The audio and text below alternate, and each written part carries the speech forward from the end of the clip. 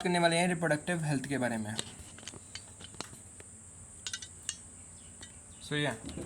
Reproductive health के बारे में बात करने वाले हैं भाई साहब। तो 1951 के अंदर फैमिली प्लानिंग प्रोग्राम करा गया था, है ना। फैमिली प्लानिंग, अरे नहीं, फैमिली प्लानिंग मेरी नहीं कर रहे थे, फैमिली प्लानिंग हमारे देश की कर रहे थे कि 1951 के अंदर, क्योंकि हमारा देश हुआ था 1947 के अंदर आज़ाद, है ना। 2000 तक हमने 1 मिलियन तक हमारी जनसंख्या पैदा हो गई थी। तो हमारे कॉन्स्टिट्यूशन में जो फैमिली, जो आजकल चाय 20 रुपये की चाय पे लड़ रहे हैं कि एयरपोर्ट पे 20 रुपये का समोसा होना चाहिए, चड्डा की बातें कर रहे जा रहे हैं, है ना, रीले देखे जा रहे हैं, तो हमें फैमिली प्लानिंग की, क्योंकि बेसिक नीड्स भी नहीं मिल पा रही थी। ऑब्वियसली बात है, बेसिक नीड नहीं मिल पा रही है, समाज बेकार जा रहा है, सवाल उठ रहे थे, मेलोडी पे नहीं उठ रहे थे, खाने पीने पे उठ रहे थे, तो फैमिली प्लानिंग पे बात आने लग गई, फैमिली प्लानिंग पे बात करी गई। तो फिर उसके बाद फैमिली प्लानिंग से क्या मतलब समझते हो कि 1-2 बच्चा कॉन्ट्रासेप्टिव ये सब फला फला फला, इससे अच्छा फिर मोर्टेलिटी रेट के बारे में, पोस्ट नोटल केयर के बारे में अगर बात करी जाए तो फिर किस बात में, तो फिर पीरियोडिक एब्स्टेशंस करा गया। हर बार सेंसस करने के बाद RCH पर आए हम, RCH पर आए,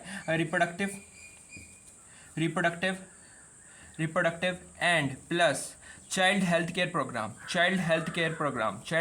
प्रोग्राम हमने child health care programme PROGRAME programme, child health care programme, reproductive and child health care programme पर आने पड़ा। 1951 के अंदर फैमिली प्लानिंग आई थी। फैमिली प्लानिंग के बाद हमें ये एक ब्रॉड पर्सपेक्टिव नहीं मिल पा रहा था, जिसकी वजह से बहुत सारे छोटे मुद्दे भी इसमें उठाए जाएँ। इसलिए हमने एक नई संस्था लेकर आए, नई डेवलपमेंट, एक नई एजेंसी लेकर आए, जैसे कॉकरोच जनता पार्टी है, वैसे हम आज नई लेकर आए reproductive and child health care programme. समझ में आ रही है चाइल्ड हेल्थ केयर प्रोग्राम। अब इसके अंदर जो है चाइल्ड हेल्थ केयर प्रोग्राम के अंदर बहुत सारी चीज़ें हैं कि बच्चे हैं, सेक्स मेजर जो है, क्या नाम है, अपनी सेक्स की जो एज हो, मतलब सेक्स की एज नहीं, मैरिज की एज जो है वो बढ़ा दी जाए, कम फैमिली होनी चाहिए, सेक्स एजुकेशन लेनी चाहिए, चाइल्ड का मिथ होना चाहिए, ये सब अच्छी बातें जो है ना, खीरा पानी, मीठी शुगरी बातें, वो सब बताते रहो, ये पूरा खत्म हो जाएगा। बात करते हैं अपने मेन टॉपिक की, जिससे आते हैं सवाल। एमिनोसिंथेसिस,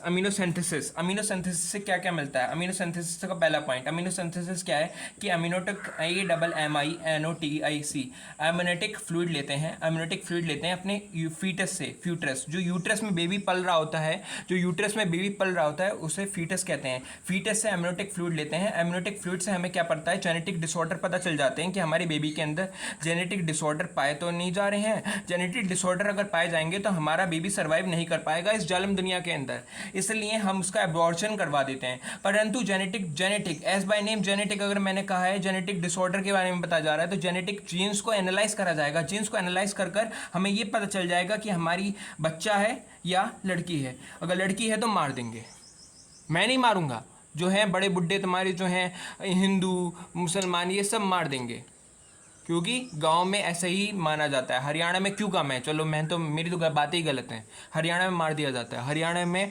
बाहर से लड़कियां आती हैं, मतलब बिहार से पैसे खरीदते हैं, हर बार न्यूज़ में आती हैं, तो अगर लड़की होती है मार देते हैं, समझ रहे हो।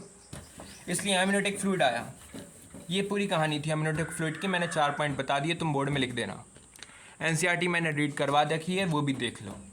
अब बात करते हैं सहेली के बारे में। अरे मेरी सहेली के बारे में बात नहीं कर रहे हैं। CDRI लखनऊ में, LUCKNOW, CDRI लखनऊ के अंदर एक रिसर्च पाई गई, जिसके अंदर ओरल पिल पाई गई।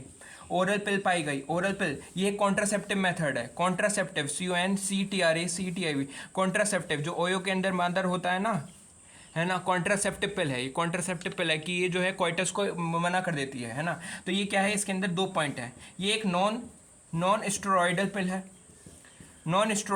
अबे देख क्या रहा है, याद कर, नॉन स्टेरॉयडल पिल है, और दूसरी बात है इसकी, ये वंस इन अ वीक पिल है, वंस इन अ वीक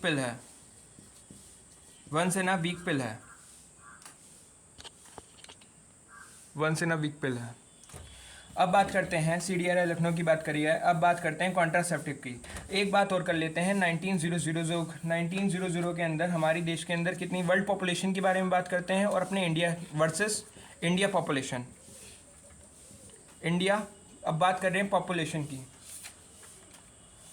तो हमें पता करना है कि हमें जो है दे रखा है रिकॉर्ड 1900 डेट चल रही थी तो हमारे देश के अंदर, वर्ल्ड के अंदर 2 बिलियन पाई जा रही थी, 2 बिलियन पाई जा रही थी। अभी आप बिलीव नहीं कर पाओगे, 1 बिलियन में 2 बिलियन, जब 2000 हुआ था, जब 2000 हुआ था 100 साल के अंतराल के अंदर हमने 1 बिलियन कर दी थी, 1 बिलियन टच कर गए थे हम इंडियंस, 1 बिलियन टच कर चुके थे। जब 2011 आया, जब 2011 आया तो हम 1.2 बिलियन कर चुके थे, 1.2 बिलियन कर चुकेंगे। और आप बिलीव नहीं करोगे, जब हमारा देश आज़ाद हुआ था 1947 के अंदर, 1947 के अंदर 350 बिलियन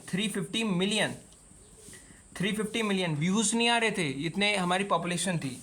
1900 के अंदर 2 बिलियन थी, वर्ल्ड के अंदर 2000 के अंदर जब इंडिया में 1 बिलियन थी, 1 बिलियन थी, हमारे यहाँ पूरे देश में 6 बिलियन थी।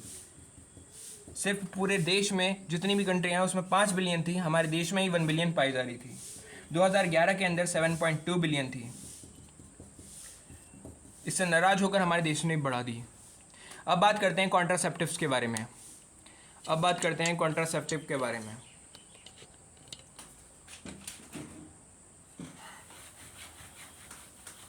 कॉन्ट्रासेप्टिव पाए जाते हैं 2। कॉन्ट्रासेप्टिव पाए जाते हैं 2। एक है नेचुरल, NATURL, नेचुरल पाए जाते हैं 2। नेचुरल में भी 3 प्रकार पाए जाते हैं, लैक्टेशनल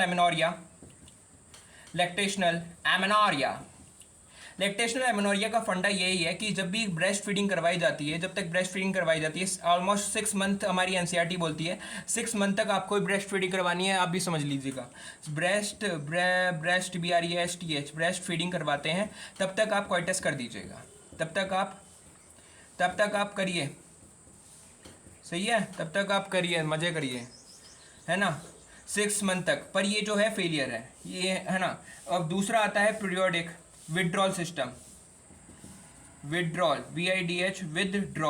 सिस्टम, विड्रॉल, मुझे स्पेलिंग नहीं आ पा रही है, विड्रॉल DRAWL, विड्रॉल सिस्टम या कोइटस इरप्टस।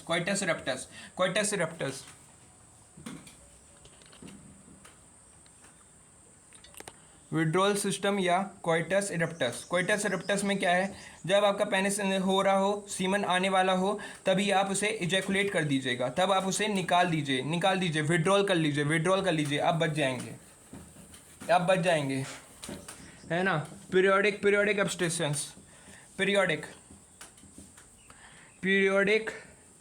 एब्स्टेंसेस, इसमें क्या होता है कि अगर 28 डे की मेंस्ट्रुअल साइकिल होती है तो उसके अंदर 40th डे पर ओवुलेशन पीरियड कहा जाता है। 40th डे पे अब कभी भी हो सकती है ना, 40th डे पे कभी भी हो सकती है, तो हमें 10 से और 17 के दिन पे नहीं करते, 10 से 17 दिन तक नहीं करते, बाकी 1 से 30 तक करिए, आप करिए, मज़ा करिए भाई, है ना। पर ये जो भी मैंने 3 सिस्टम बताए, मैंने आपको सिस्टम बताए, एक बताया मैंने आपको पीरियोडिक एब्स्टेंसेस मैंने बताया आपको, दूसरा मैंने आपको बताया विड्रॉल सिस्टम, मैंने आपको बताया विड्रॉल सिस्टम बताया मैंने आपको, तीसरा बताया लैक्टेशनल एमेनोरिया बताया मैंने आपको। इन तीनों के अंदर हाई चांसेस हैं, इन तीनों के अंदर ये एक नेचुरल मेथड्स हैं, इनके कोई साइड इफ़ेक्ट नहीं है, परंतु इनके चांसेस ऑफ फेलियर बहुत ज़्यादा हैं, इसलिए हमें लाना पड़ा बैरियर मेथड। एक होता है फीमेल के लिए, एक होता है फीमेल प्लस मेल के लिए, एक होता है सिर्फ फीमेल के लिए, और है कंडम। तो ये जो होता है ये दोनों के लिए होता है, बोथ के लिए होता है, ये सिर्फ फीमेल के लिए होता है, ये कॉन्डम इसके लिए है। यहाँ पे क्या आएगा, विड्रॉल, यहाँ पे क्या आएगा, डायफ्राग्राम आ जाएंगे, वॉलेट्स आएंगे या सर्वाइकल कैप्स आएंगे, है ना। ये सिर्फ फीमेल के लिए होता है, ये मेल के लिए होता है। सबसे मेन जो मेल के लिए है वो है निरोध, ये बोथ के लिए होता है, ये रबड़ का होता है, यहाँ पे भी रबड़ का होता है, रबड़, ये तो लेटेक्स का भी होता है, रबड़ प्लस लेटेक्स का होता है। यहाँ पर प्राइवेसी मिलती है क्योंकि no specialist doctor is required, यहाँ पर स्पेशलिस्ट डॉक्टर या नर्स की जरूरत पड़ती है, स्पेशलिस्ट डॉक्टर या नर्स की ज़रूरत पड़ती है इसे सेट करने के लिए, है ना, सेट करने के लिए। ये नॉन रीयूजेबल होते हैं, ये रीयूजेबल होते हैं, ये रीयूजेबल होते हैं। अब बात करते हैं दूसरी, अब बात करते हैं आईयूडीज़ की। आईयूडीज़ क्या करती हैं? आईयूडीज़ करती हैं अपनी फैगोसाइटोसिस कर देती हैं, फैगोसाइटोसिस करती हैं स्पर्म का, फैगोसाइटोसिस कर देती हैं स्पर्म का, मतलब उसे खा जाती हैं। हमारे पास 3 तरीके की आईयूडीज़ हैं। एक है नॉन मेडिकेटेड, जो मेडिकल नहीं लेता वो सरकारी में फंस जाता है, तो इसलिए लिप लूप, सरकारी वाले लूप में फंस जाएगा तो लिप लूप। दूसरा आता है कॉपर, COPPR, कॉपर वाले आईयूडीज। सो सी से कॉपर CUT, सी से CU7, मल्टीलोड। कॉपर क्या है मेटल, तो मल्टीलोड 375। और तीसरा है हार्मोन रिलीजिंग। हार्मोन के अंदर कौन कौन से हार्मोन? प्रोजेस्ट्रोन प्लस ईस्ट्रोजन, समझ में आ रही है? प्रोजेस्ट्रेट,